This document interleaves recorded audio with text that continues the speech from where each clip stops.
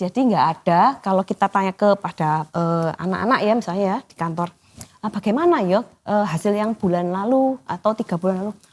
Baik bos atau kurang baik, itu saya nggak senang.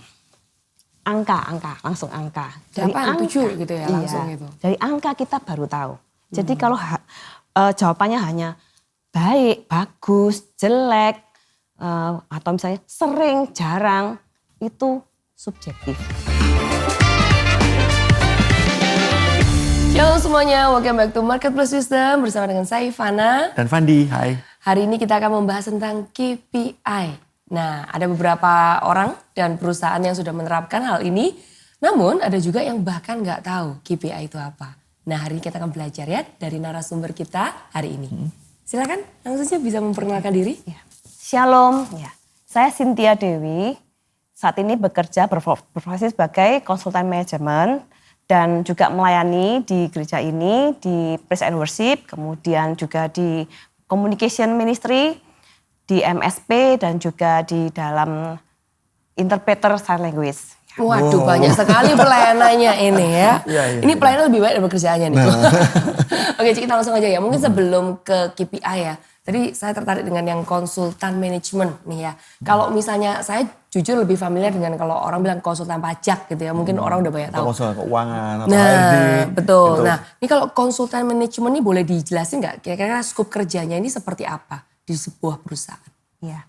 Kita bilang di dalam perusahaan, meskipun sebetulnya bukan hanya perusahaan ya, tetapi kita sebutnya organisasi. Organisasi. Yes. Bisa perusahaan, bisa yayasan, bisa sekolah, gereja, apapun. Pelaksana manajemen. Manajemen sendiri itu dibutuhkan di semuanya. Contoh sesimpelnya apa? Kita tuh punya kegiatan tuh kalau di dalam suatu kegiatan organisasi, ada kantor lah atau istilahnya tuh kerjasama dengan si A, si B. Oh dia sebagai yang juru bicara, oh dia sebagai pemasaran, oh dia sebagai yang ngatur-ngatur kantor dalamnya. Kalau kita mau naik kendaraan, kita mau pesan catering, makanan, itu semua adalah manajemen yang perlu diatur dengan tertata. Itulah manajemen. Oh itu guna di sana, jadi maksudnya dari perusahaannya ini yang membantu mengatur, maksudnya oh yang benar kayak gini nih, untuk atur alurnya dan lain sebagainya. Iya. I see. Karena masuk ke KPI. KPI, yes. Gitu. Apa Betul. itu? Makanan apa itu? KPI sendiri itu adalah indikator. Kalau bahasa sederhananya itu raport. Raport. Ya. Nah, tapi singkatannya apa? Key Performance Indicator. Bahasa keren ya. Tapi sesimpelnya apa sih pemikirannya raport. Nah, ketika kita dikasih suatu target, kalau contohnya kita waktu kecil ya, kalau orang tua kita ngomong, ayo nak kamu yang pinter ya sekolahnya nanti papa belikan sepeda. Kalau saya zaman sekarang saya balik bertanya karena saya paham KPI ya. Pinter itu berapa ya Pak? Mungkin kalau dulu kan asal pintar aja bisa 6, bisa 7, bisa 7,5. Kita nggak tahu. Tapi kalau sekarang saya paham, oh pinter itu maksudnya papa ngomong ke saya. Kalau rapotmu paling sedikit 7, papa belikan sepeda. Maka itulah target yang harus kita atau saya capai supaya raport saya dapat minimal 7 dan saya dapat sepedanya papa. Jadi KPI itu selalu ada angka. Betul. Angka konkret sebagai tolak ukur Betul. kita menilai sesuatu gitu ya. Iya. Nah, gimana caranya menilai sesuatu? Padahal sesuatu tidak bisa, gini ada, biasanya ada dua, kualitas dan kuantitas gitu ya. Seperti itu, kalau kuantitas mungkin jelas. Ada angkanya. Pagi masuk jam 8 gitu, terus pulangnya jam 5 sore. Itu kalau dia telat jam 8 lebih 1 detik pun itu udah kelihatan angkanya. Tapi kan ada yang kualitas gitu, maksudnya dia jual berapa atau dia pendekatannya ke customer berapa. Kalau misalnya jual itu mungkin kuantitas ya. Oh misalnya jual mobil harus 5 per bulan. Tapi misalnya kalau dia ternyata sebenarnya sama konsumen atau klien nggak akrab, tapi dia bisa jual. Nah apakah itu termasuk performance atau gimana? Nah itu gimana? Semua bisa diangkakan dan harus bisa diangkakan. Ketika kita melihat itu sebagai sesuatu yang kok kira-kiranya tidak bisa ya diangkakan, pasti bisa. Bila itu suatu proses tidak bisa diangkakan, berarti output atau akibatnya yang kita akan angkakan. Sehingga semua itu bisa terukur secara objektif. Tujuan KPI yang benar adalah seperti demikian. Jangan pakai feeling, perasaan atau biasanya atau kira-kira. Itu sangat-sangat membahayakan buat kita sendiri maupun juga perusahaan atau organisasi. Gitu. Contohnya, kejadian di 2012-an, 13-an itu saya sempat menjenguk teman yang dipukul oleh karyawannya di perusahaan dia. Karena dia menilai karyawan ini nggak becus. Nggak becus itu apa? Mari kita definisikan secara angka supaya dia dan karyawannya sepakat nggak becus atau baik itu di angka berapa. Sehingga semua jadi fair dan nggak terjadi kasus seperti demikian. Ya, diam-diam dipukul dari belakang sampai hari ini lumpuh. Itu kan tidak menjadi benar ya. Atau kejadian-kejadian yang seperti seringkali kita lihat di berita-berita ada demo, ada pembunuhan gara-gara nggak puas karyawan dengan pimpinannya yang menilai. Itu dampak bahayanya. Maka hal itu yang membuat saya tuh merasa senang ya. Itu justru kebutuhan saya harus menjelaskan KPI yang objektif. Jangan sampai ada korban-korban yang berikut-berikutnya gara-gara penilaian yang subjektif. Nah, bagaimana menjadikan semuanya sebagai angka kayak tadi gitu ya. Gitu. Oke, jualan showroom mobil deh gitu. Jualan mobil minimal 5 per bulan gitu. Tapi dengan seperti itu ternyata ya itu ada orang yang ternyata ya hanya sebar-sebar brosur tahu-tahu dapat bisa jual 5. Atau ada orang yang datengin satu-satu, bangun hubungan dengan klien, terus ternyata juga jual 5 gitu. Nah, itu apakah ada indikator lain selain rapotnya tadi? Jadi yang disampaikan Pak Fandi itu adalah rencana langkahnya. Ketika suatu pimpinan atau pemilik suatu organisasi itu membangun suatu bisnisnya, dia pasti atau harus punya pandangan 5-6 tahun, mungkin 10 tahun ke depan ya. Di tahun itu inginnya mencapai berapa, itu yang kita membuat suatu visi di sana dulu. Kemudian kita susun harus ada struktur organisasi. Ya. Karena apa? Dari struktur organisasi baru kita bisa menekankan target-target internalnya. Turunannya dari KPI besar, KPI korporasinya. Dari sana kita breakdown ke setiap mungkin bagian atau jabatan. Bahkan sampai kepada personil yang paling rendah. Itu semua punya potensi atau kontribusi untuk bisa mencapai tujuan yang diinginkan oleh owner. Di sanalah kita baru, misalnya ya, visi di 2030, kita mau mencapai angka itu harus spesifik ya. Nggak boleh hanya omset naik, nggak bisa. Tapi harus angka clear dan tahun berapa. Baru di sana kita breakdown, pemasaran, kemudian bagian produksi, kemudian bagian QC, maintenance, gudang, logistik, bahkan sampai ke semua ya, purchasing, human resource, semuanya andil untuk bisa mencapai angka itu kita breakdownnya per tahun. Bilanglah tahun 2026 ini kita mau berapa? Ya, 2027 sampai 2030. Di sana semuanya berkontribusi dan kita baru itu menentukan sebuah KPI-nya per bagiannya sampai kepada per jabatannya. Kalau misalnya di satu jabatan dijabat oleh beberapa orang, nggak masalah. Semua orang tetap punya kontribusinya. Semua orang harus dibuatkan raportnya. Karena apa? Demi mencapai satu tujuan yang kita rame-rame menuju ke sana. Ya, ini nggak pandang. Oh, ini statusnya kontrak. Oh, ini statusnya pegawai tetap. Sama saja. Semuanya bagi perusahaan itu adalah semua bekerja sama, bukan membedakan status sebagai kontrak atau bahkan borongan pun ikut terlibat ya, karena untuk mencapai suatu visi itu semua teamwork. Kalau sistemnya borongan dan lain itu kan untuk pengupahan saja ya, tapi untuk pekerjaan semua harus clear, harus target raportnya. Nah, setelah ditentukan spesifik tadi harus terukur. Siapa yang melihat data mana yang menjadi buktinya? Jadi kita nggak bisa bilang, kalau saya mau mencapai 2030 dengan angka sekian itu saya ini harus punya karyawan dengan kepintaran atau kompetensi ya bahasanya teknisnya dengan nilai minimal kompeten atau minimal pintar di angka 70 tadi ya.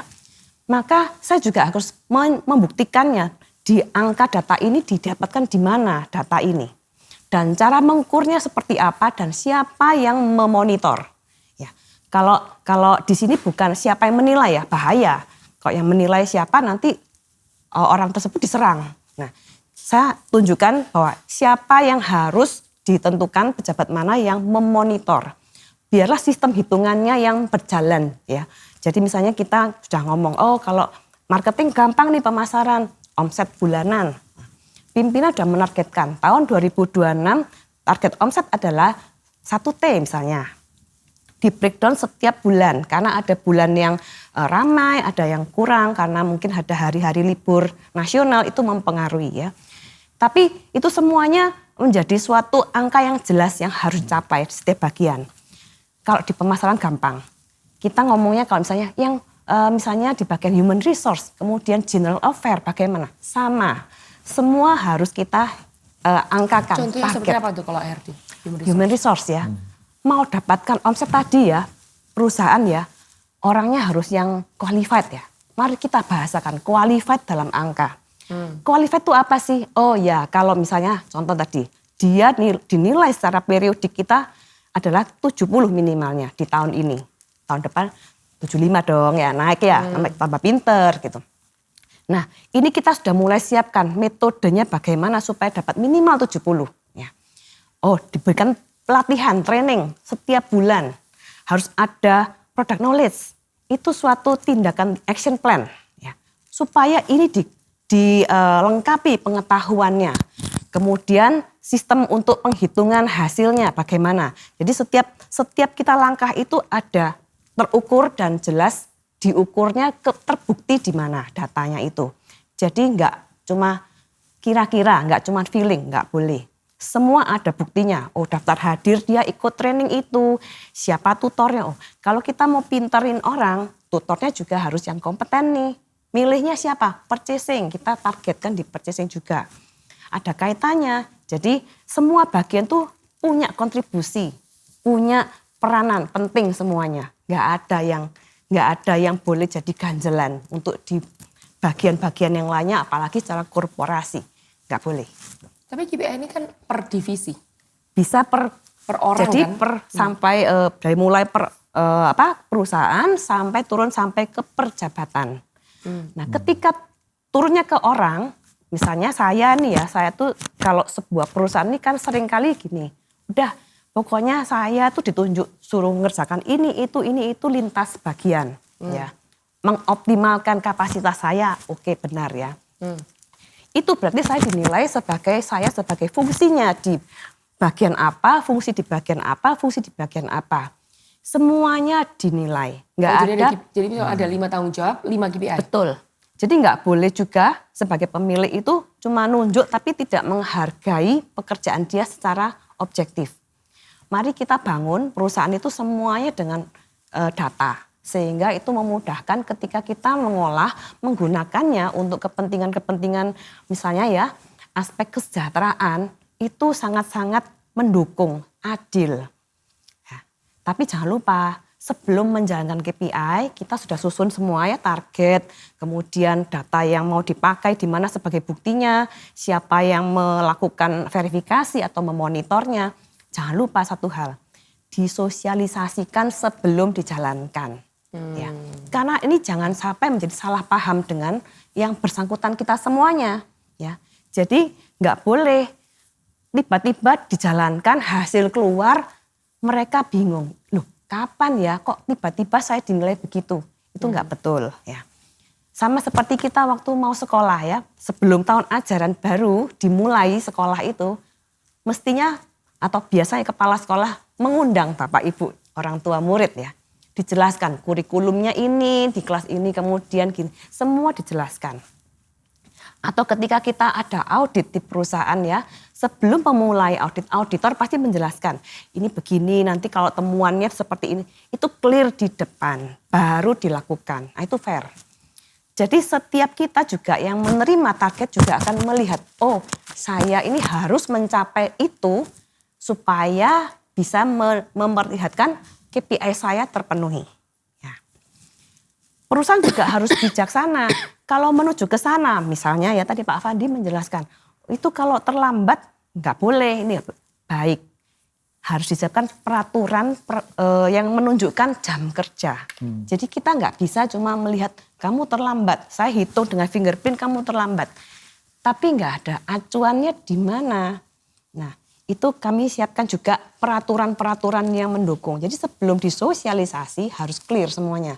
Data apa, pertama targetnya apa, kemudian data yang mana yang disepakati untuk dijadikan bukti, kemudian aturan-aturan yang berkaitan ya.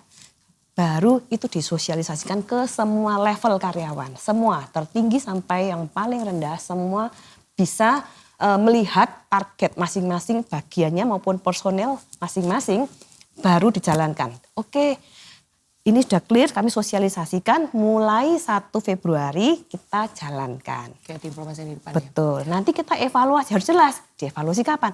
Kita evaluasi hasilnya di bulan misalnya ya Agustus. Jadi 1 Agustus kita kumpulkan semua hasil Februari sampai Juli sehingga Agustus kita bisa melihat hasilnya.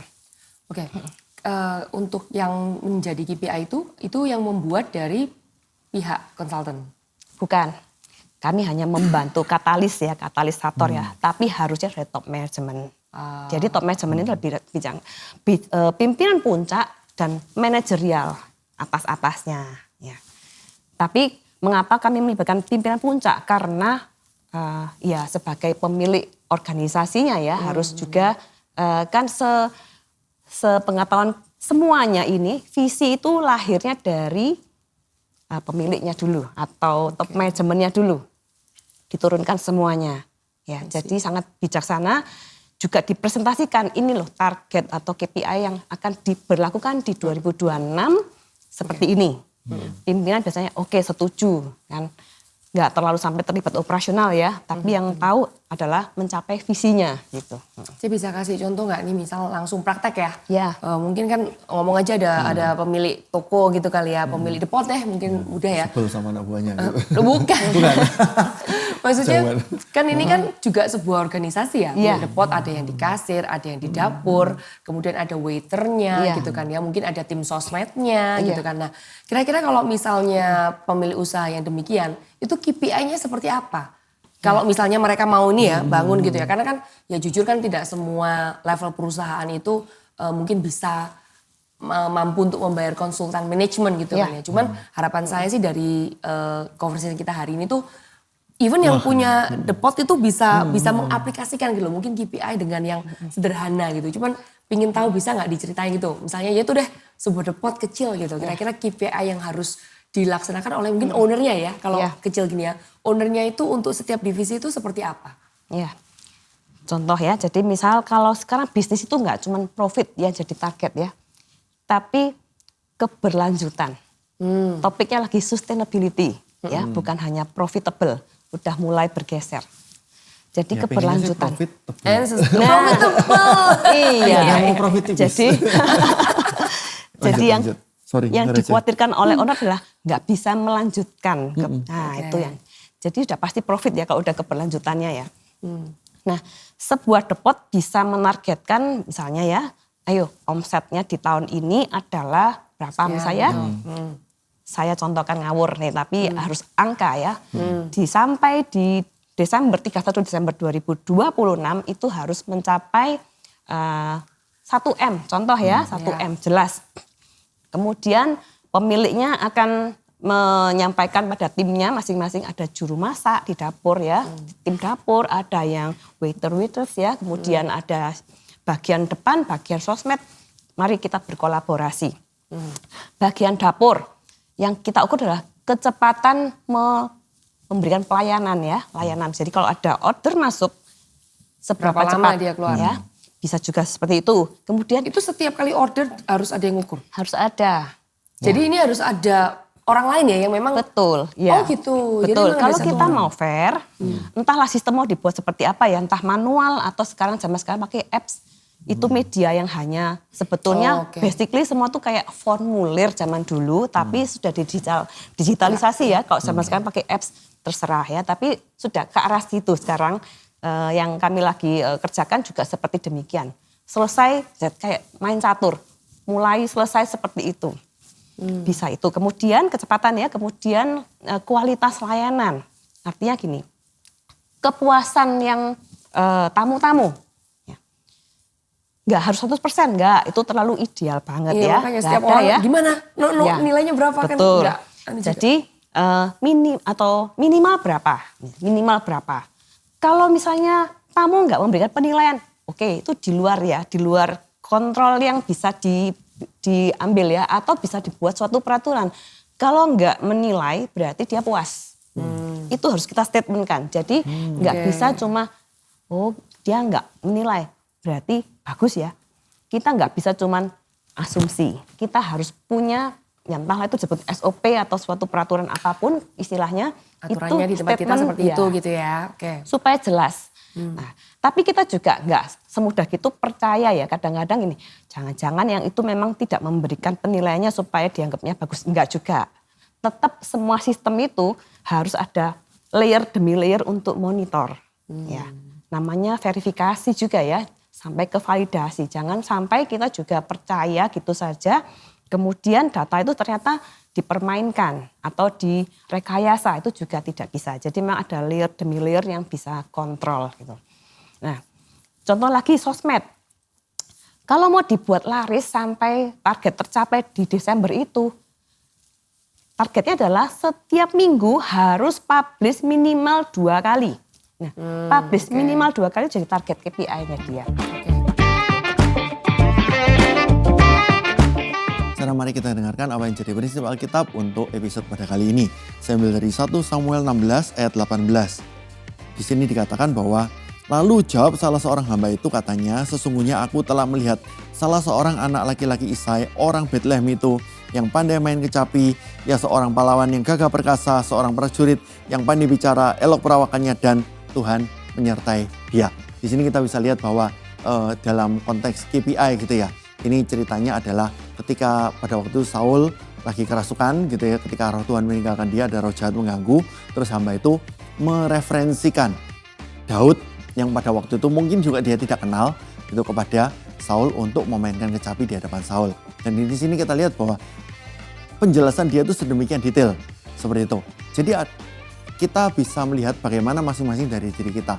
Apakah orang-orang akan mendeskripsikan dengan detail tentang prestasi-prestasi kita, atau orang-orang cuman, oh iya saya cuman kenal tapi prestasinya nggak tahu, seperti itu. Nah, jadi dengan hal seperti ini kita belajar sesuatu hal, yaitu seperti apa, bahwa ternyata apa yang kita kerjakan itu ternyata bisa diwujudkan dalam parameter-parameter yang bisa diukur. Daud pun juga pada waktu beribu-ribu tahun yang lalu juga ternyata seperti itu. Ada hal-hal yang bisa diukur dari diri Daud. Bagaimana masing-masing dari diri kita?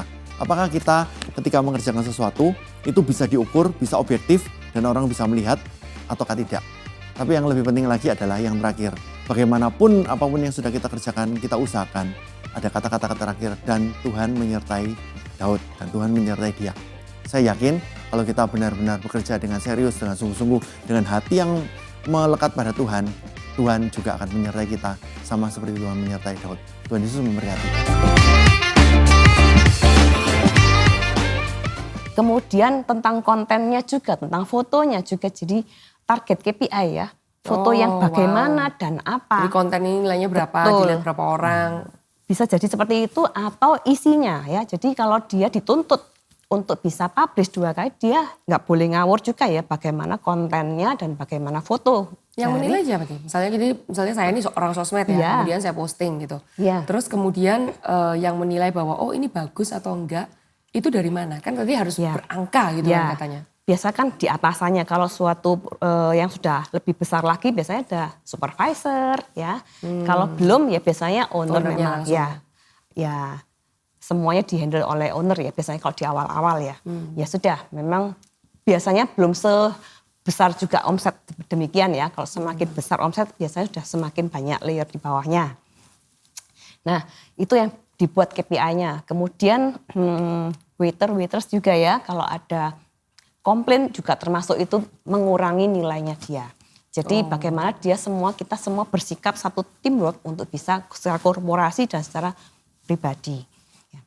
Dan itu ada penilaian, kita nggak langsung, oh kalau ini gagal di suatu nilai, ya. Jadi kalau di KPI itu ada target tapi juga ada layer-layernya. Misalnya kita ini ditargetkan mendapat misalnya apa ya tadi 1M ya, 1M ya.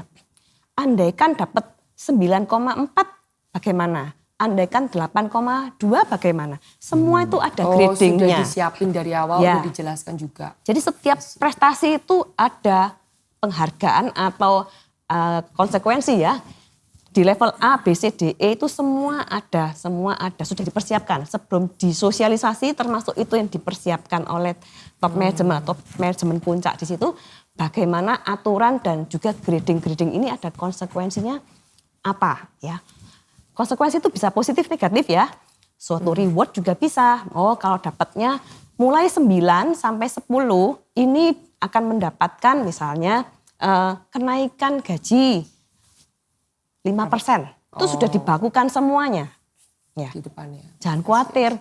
Kalau pemilik bisnis ini ya, kalau sudah diasumsi jangan lupa disimulasikan dan jangan khawatir itu bisa membuat wah ini kita nggak profit. Enggak, karena omset tambah besar. Tapi tetap disimulasikan ya supaya kita nggak juga ngawur juga ya hasilnya ya. Jangan sampai juga merugikan perusahaan ya. Jadi dari semua dibuat aturannya sampai di level yang paling rendah. Level rendah biasanya nggak ada kenaikan. Tapi semua ketika sosialisasi sudah dipaparkan ya sehingga tahu ya semuanya ya. Oh kalau saya di level E nggak dapat apa-apa tahun depan. Ya saya tahu di awal ya jangan dijalankan kita kaget habis itu. Jadi tetap harus sebelumnya sudah disampaikan. Jadi KPI, ya. Dulu saya tuh pernah dapat kuesioner nih gitu ya. Ya. Misalnya bagaimana apa gitu ya. Terus bilangnya tuh baik, tidak baik, kurang baik. Itu berarti salah ya? Nggak boleh, harus ada angka yang keluar. Di dalam perusahaan yang benar ya itu ada angkanya. Ketika baik, tidak baik itu kami angkakan. Sehingga ketika dijumlah atau dikali ada rumusannya keluarlah yang namanya sangat puas, tidak puas atau apapun bahasanya ya itu semua diistilahkan. Jadi nggak ada kalau kita tanya kepada anak-anak ya misalnya ya di kantor, bagaimana ya hasil yang bulan lalu atau 3 bulan lalu, baik bos atau kurang baik, itu saya nggak senang. Angka, langsung angka. Dari angka, 7 gitu ya langsung iya, itu. Dari angka kita baru tahu. Jadi kalau jawabannya hanya baik, bagus, jelek, atau misalnya sering, jarang, itu subjektif. Dan setiap orang bisa berbeda. Ya, saya dengan teman-teman yang lain bisa berbeda itu. Seringnya saya itu berarti sebulan itu bisa 10 kali itu sering. Buat yang lain bisa sering itu ya kalau 20 kali itu sering kan gitu. Jadi beda bahasa kita. Akhirnya itu yang membuat konflik. Dijalankan berapa bulan sekali atau berapa tahun sekali? Umumnya setahun sekali untuk penilaian ya. Tapi ada juga perusahaan yang ekstrim ya, sebulan sekali menurut saya kecepatan ya. 6 bulan lah, 6 bulan gitu penilaiannya ya. Kalau nyicil angka inputannya ya setiap bulan, setiap waktu ya. Karena kita ini perlu untuk mengolah data sehingga tahu angka secara valid ya.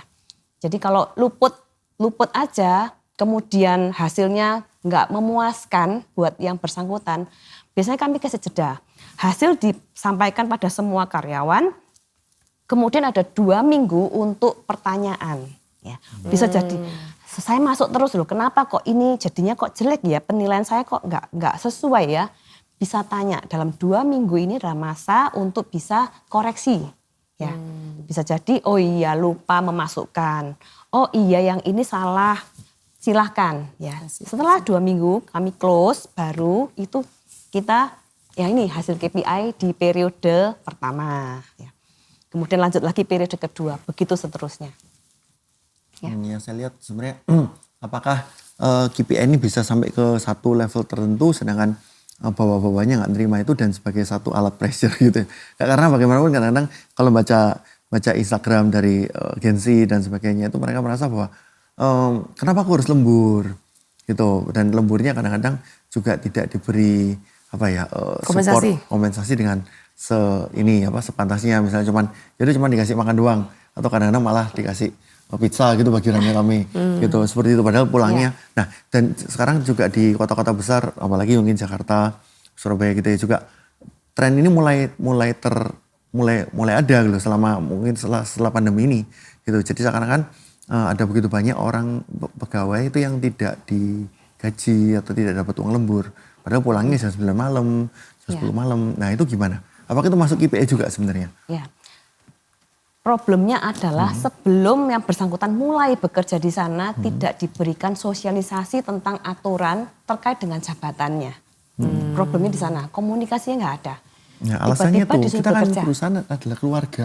Nah, gitu. Permasalahan di sana, ya. Jadi ketika kita nggak bisa ngomong, oh zaman dulu bisa jalan dengan cara papa, nggak bisa sekarang, ya. Semua sudah semakin cerdas, semua juga butuh keamanan. Perusahaan juga butuh keamanan. Kita juga loh sebagai pemilik perusahaan juga butuh keamanan ya. Jangan sampai kejadian-kejadian yang seperti yang teman saya atau itu kejadian juga di perusahaan kita, jangan. Jadi semua harus diamankan. Di awal sebelum mulai bekerja menerima karyawan baru harus disampaikan peraturan, kemudian apa yang tidak dia terima, apa yang dia terima dan nilainya itu semua disampaikan. Dijelaskan sebelum dimulai. Ya. Sehingga nggak ada itu protes. Tapi misalnya ya dalam perjalanannya ya perusahaan ini sudah menyampaikan, oh kalau di manajer ini memang nggak ada uang lembur. Tapi target tetap ya, nggak ada uang lembur. Kamu udah dapatnya dengan komposisi struktur gaji yang sedemikian. Udah. Kalau dia nggak mau kan pasti mundur juga ya di awal ya. Logika kan seperti itu. Tapi kalau dia bersedia masuk, pasti dia harus mengikuti aturan istilah sekarang mungkin PKWT atau perjanjian kontrak kerja terserah apa bahasanya. Akan mengikuti seperti itu. Nah tapi contohnya ya ketika tiba-tiba pandemi datang kemarin itu ya. Perusahaan yang mapan pun langsung goncang. Mungkin yang dulu memang jabatan itu diberikan uang ini itu tunjangannya. Mulai berubah, nggak mampu. Sebaiknya dan harus ya disampaikan dalam suatu forum resmi, meeting bersama. Kita menghadapi seperti ini isu global, nggak cuman kita sendiri. Ya. Atau memang kalau memang kejadiannya ya memang kondisi perusahaan memang dalam keadaan yang sulit, tetap harus disampaikan, jangan disembunyikan. Ya, bagaimana ini? Ya kita hadapi bersama-sama, tapi tidak bisa memberikan ini itu ditulis. Ya, jangan malu karena ini informasi untuk kita tahu semua. Ditulis kemudian di MOM ya. Jadi kalau dalam suatu meeting sangat-sangat penting itu MOM. Untuk notulen itu ya. Ya, dan MOM ini disampaikan pada yang hadir ya. Kita ini harus saling tahu sama tahu ya, sepakat ya. Dia sudah hadir, dia sudah mendengarkan dan ketika itu dia baik Pak, oke, ditulis dan itu disetujui tanda tangan ya. Ini buat senjata kita mengamankan semuanya ya. Jadi kalau ada apa-apa kita bisa sampaikan loh kan kamu sudah setuju waktu itu sepakat kami memang kondisi memang seperti ini itu. Ya gitu ya. Tapi juga enggak. Jadi di dalam MOM itu juga kita waktu meeting juga kita evaluasi ya nanti di akhir Desember hasil seperti apa kita Januari di awal minggu pertama maksimal tanggal 10 kita meeting lagi. Ya semoga bisa keadaan berubah dan kita bisa melakukan seperti awal kembali. Itu di meeting juga ditulis. Jadi semua itu jelas ada rentang waktu yang akan kita capai bersama dengan segala upaya yang ada. Tapi ada harapan yang kita bakal bahas di maksimal 10 Januari 2027. Clear semuanya. Ya. Oke, sekarang saya mau ngomong sesuatu yang agak di luar KPI dengan segala pagar, koridor, angka dan sebagainya gitu. Sedangkan kalau kita harus bersaing dengan orang-orang yang dari China, mereka yang katanya punya slogan ciu ciu liu ya. Itu 9 pagi sampai 9 malam, 6 hari seminggu. Gitu. Nah, gimana gitu? Apakah dengan KPI ini secara mentalitas akan mengarah ke sana atau gimana? Soalnya bagaimana produktivitas dan efektivitasnya dari orang-orang dari China itu sangat-sangat ini gitu. Itu termasuk isu yang harus dipertimbangkan, dipikirkan oleh perusahaan, isu global. Nah, ketika owner atau manajer atas ini mendapat isu itu, mari kita berpikir, nyucuk nggak sih dengan mereka lakukan seperti itu, kemudian dengan kita, misalnya omsetnya lo sama-sama dicapai ketika kita biasa-biasa seperti ini ya, bukan males-males ya, tapi sudah dengan upaya seperti sekarang ini masih sama itu, ya why not? Saya tetap di sini tahun ini, tapi tahun depan saya mulai kembangkan, tambahlah target itu. Dengan cara apa? Oh, saya ada ekspansi lagi, saya tambah lagi bisnis ya berbeda atau apapun ya yang dilakukan oleh pengusaha biasanya gitu. Jadi untuk sama-sama mendapatkan seperti upaya mereka, apakah saya harus bagaimana saat ini atau nggak masalah. Saya masih menjual di levelnya nasional, masih bisa dengan seperti ini tahun ini ya, jangan terus-terusan ya. Jadi semua itu selalu menjadi isu. Nah, kalau di sistem manajemen, persyaratan sistem manajemen itu juga menyebutkan semua isu itu harus kita langsung bahas supaya kita tuh bisa take action. Ya, begitu ada ini kita harus bagaimana nih langkahnya. Ya. Nah, itu yang membuat kita nggak sampai ketinggalan atau nampaknya ketinggalan tapi bisa mengejar sebetulnya hasilnya dengan kondisi yang ada. Gitu. Atau misalnya Pak Fandi gini. Oke, saya mau seperti demikian, omsetnya memang besar, saya harus lakukan apa? Nambah orang yang memang pengalaman ya di sana, atau juga bagaimana harus membuka suatu cabang di mana, atau apapun yang dilakukan, atau investasi mesin, semuanya kita sebutnya sumber daya. Ya sumber daya itu bukan hanya manusia ya, sumber daya manusia ya, sumber daya itu bisa infrastruktur, alat, metode, itu banyak hal sumber daya itu. Oh. Ini benar-benar ada begitu banyak yang harus kita ini ya. Kalau ngomong KPI ya, apalagi belum lagi perbagian dan sebagainya yang mungkin selesai. Saya rasa karena again setiap industri pasti beda-beda juga sih KPI-nya. Setiap kondisi juga pasti beda. Apalagi tadi saya tanya yang menentukan juga dari top management ya. Nah itu pasti bisa setiap perusahaan bisa berubah, berbeda-beda. Tapi good to know bahwa setiap perusahaan itu ada baiknya untuk menerapkan KPI ini karena ini yang mungkin semacam benteng ya, kayak yang jagain pagar-pagar betul. Jagain supaya nanti bisa menuju ke tujuan visinya sih. Iya. Nah, gimana sikap kita kadang-kadang sebagai anak-anak Tuhan, apakah kita sebagai pimpinan atau sebagai anak buah juga untuk menghadapi atau menerapkan KPI ini? Iya. Janganlah kita memiliki asumsi gitu ya. Segala sesuatu itu perlu kejelasan dan menjadikan manfaatnya bagi semuanya. Itu yang penting. Dalam kebenaran koridor firman Tuhan pun kita juga diajarkan bagaimana bisa melakukan pekerjaan di posisi apapun. Mungkin bisa sebagai tuan atau hamba ya sebutannya. Tapi itu kita semua sama di dalam. Kita semua juga hamba meskipun pemilik bisnis ya. Hamba-hamba yang Tuhan berikan kesempatan untuk bisa membuat sebuah bidang-bidang baru atau bisnis yang berkelanjutan tadi untuk bisa menjadi wadahnya memberkati orang-orang dengan cara yang benar. Bukan cara-cara yang dunia lakukan dan atau dengan asumsi-asumsi. Karena kita semua harus berjalan dalam kebenaran yang semuanya ya benar. Gitu Pak. Oke. Sekarang minta tolong mungkin Bu Cynthia bisa doakan jemaat-jemaat yang sekarang juga mungkin lagi struggle karena KPI-nya mungkin terlalu tinggi gitu. Itu berarti tahun-tahun mendatang kan juga kondisi akan semakin challenging gitu ya. Gitu mungkin katalah para pemimpinnya kasih KPI yang tinggi. Wah, gimana nih? Gitu. Nah, itu mungkin beberapa perlu didoakan. Silakan bisa didoakan. Berdoa, nah, izin ya saya betul. Menyampaikan ada dua kutipan dari Alkitab ya. Satu dari Amsal 14 ayat 23, dalam tiap jerih payah ada keuntungan, tetapi kata-kata belaka mendatangkan kekurangan saja. Jadi kalau kita relate dengan yang kondisi seperti ini, misalnya ya, saya sudah bekerja dengan baik, tapi nggak dinilai yang sepantasnya.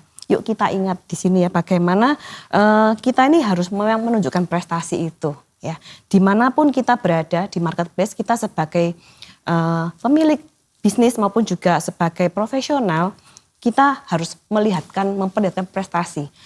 Bagaimanapun Tuhan itu memperhitungkan semuanya. Ya.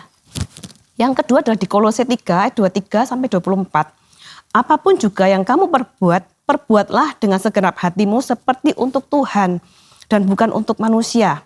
Kamu tahu bahwa dari Tuhanlah kamu akan menerima bagian yang ditentukan bagimu sebagai upah. Kristus adalah Tuhan dan kamu hambanya. Kita semua hamba Tuhan ya. Jadi kalau sekarang masih mengeluh ya, bukan berarti udah di situ aja sampai seumur hidup, ya bukan ya. Kita juga ada hikmat yang diberikan Tuhan melalui doa ya. Tetap rajin berdoa, minta hikmat Tuhan, kemampuan untuk bisa melakukan pekerjaan dengan terbaik, dengan kapasitas kita. Bahkan mungkin kalau pimpinan memberikan, kamu ngerjakan ini ya, kapasitas diperbesar, itu kepercayaan yang Tuhan berikan buat kita sebetulnya. Lakukan ya, di kesempatan yang terbaik Tuhan berikan. Kairos Tuhan kita nggak tahu, tapi percayalah Tuhan sudah mempersiapkan sesuatu yang lebih baik daripada yang hari ini dimanapun. Mungkin tempat yang sama tapi dengan sistem yang berbeda, atau di tempat yang baru dengan sistem yang lebih baik lagi. Biarlah Tuhan yang melakukannya, kita yang tetap bertekun dengan setia. Ya, saya mau berdoa. Ya, Mari kita berdoa. Tuhan Yesus, kami bersyukur punya Tuhan yang sungguh baik, Tuhan yang memberikan kami hal-hal yang selalu dalam rancangan Tuhan yang selalu indah bagi kami semua. Biarlah kami semua belajar Tuhan bahwa apa yang Tuhan percayakan kepada setiap kami dalam kapasitas hidup kami ini Tuhan, dalam pekerjaan, pelayanan, apapun yang Tuhan percayakan, kami dapat melakukannya Tuhan. Yang terbaik seperti untuk Tuhan saja. Dan mampukan kami Tuhan ketika kami bertemu dengan orang-orang dalam marketplace, dalam setiap kami berkegiatan Tuhan. Mampukan kami untuk bisa menunjukkan yang terbaik, optimalisasi kami ini Tuhan untuk memberikan yang terbaik kepada semua orang-orang di sekitar kami Tuhan. Dalam pekerjaan kami pun juga Tuhan, biarlah kami juga sebagai pembisnis maupun juga sebagai profesional Tuhan, kami bisa melakukan, dan dengan hikmat Tuhan sendiri Tuhan, kami juga minta Tuhan supaya Tuhan juga membukakan cara berpikir kami Tuhan, bagaimana kami bisa melakukan pekerjaan dan bisnis kami ini Tuhan dengan benar, dengan membuat semuanya itu membawa kesejahteraan bagi semua dengan cara-cara yang benar. Mampukan kami juga Tuhan melakukan dalam masa-masa penilaian ini Tuhan, kalau dalam perusahaan-perusahaan melakukan KPI Tuhan, kami bisa melakukan dengan tepat langkah dan juga melakukan improvement, bahkan keberlanjutan dari usaha-usaha dari kami maupun mereka yang memiliki usaha yang di mana kami bekerja di dalamnya. Terima kasih Tuhan, terima kasih, kami sungguh bersyukur dan menyerahkan langkah kehidupan kami ke dalam Engkau Tuhan. Kami percaya tuntunan-Mu Tuhan yang memampukan kami semuanya. Terima kasih di dalam nama Yesus. Amin. Amin. Ya, thank you ya. Thank you ya. Terima kasih. Ya. Hari ini kita belajar tentang KPI ya. Semoga mungkin di teman-teman di luar sana yang mungkin masih belum ngerti, belum paham. Semoga dengan adanya yang kita sharingkan hari ini bisa menggelitik untuk belajar lebih lagi tentang KPI dan bisa mengaplikasikan di perusahaannya supaya bisa tercapai visi dari perusahaannya. Oke, so mungkin buat kalian kalau misalnya barangkali nih, aduh aku masih belum jelas dan lain sebagainya. Boleh deh tanya di komen ya. Nanti bisa kita bantu jawab dari timnya Marketplace Wisdom ya. Oke, so buat teman-teman juga kalau misalnya ada, oh ini temanku butuh nih tentang sharing yang hari ini, boleh di-share ke orangnya ya. Dan jangan lupa untuk like dan komen, subscribe dan like di channel ini supaya tetap bisa jadi berkat buat yang lain. Jangan lupa follow juga Instagram kami @GamesBiskon gitu. Oke deh, so see you di next episode, bye-bye. Bye-bye, God bless.